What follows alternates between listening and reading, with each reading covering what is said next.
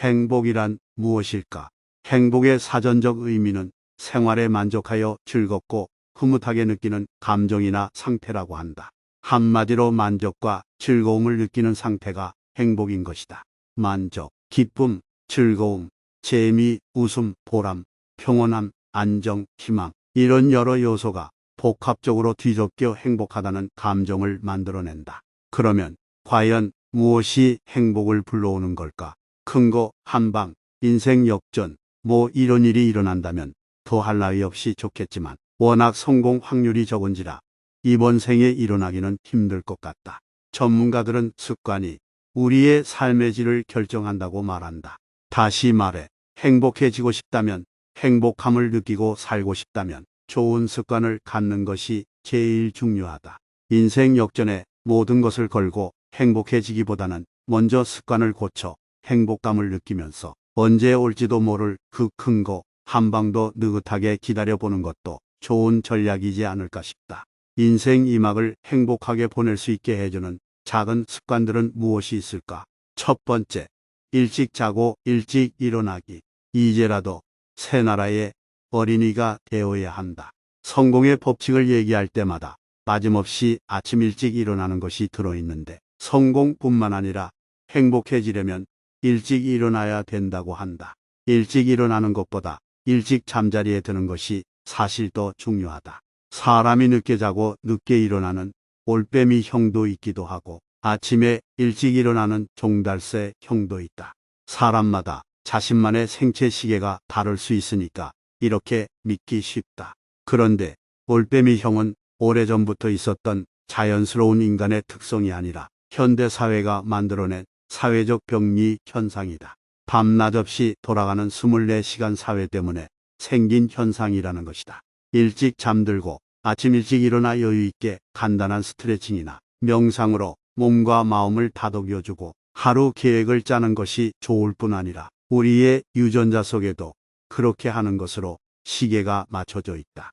수백만 년에 걸쳐 굳어진 인체의 호르몬 분비도 태양이 뜨거워지는 하루 주기에 맞춰져 있는데 이 시간대에 잠을 이루지 않고 깨어있다면 호르몬 분비에 악영향을 미치고 숙면을 하기도 어렵다. 아이들에게 9시, 10시면 자라고들 한다. 어렸을 때 그래야 키 큰다고 말하지만 중장년이 된 우리도 마찬가지다. 물론 키는 더 이상 안 클지라도 면역력을 높이고 건강하게 살려면 10시가 제일 좋고 늦어도 11시에는 잠자리에 꼭 들어야 한다.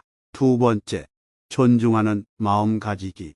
서로를 배려하고 존중하는 마음을 주고받는다면 이보다 훈훈해지는 것도 없다.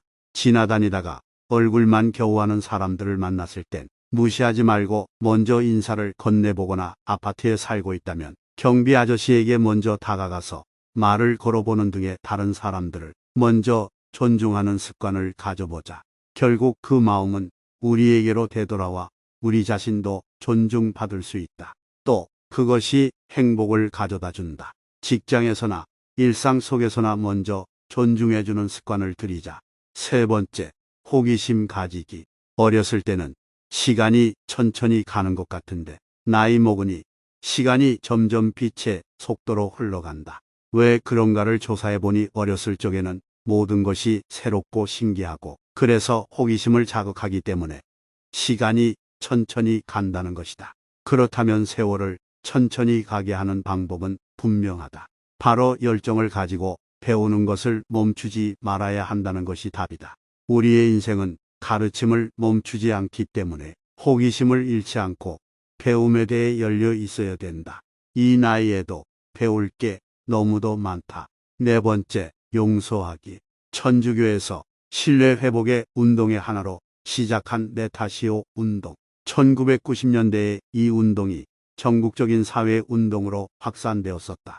천주교 미사에서 사용되는 고백의 기도문에서 따온 것인데 남의 잘못을 탓하기 전에 자신의 과오를 먼저 들여다보자는 깊은 울림을 주었다.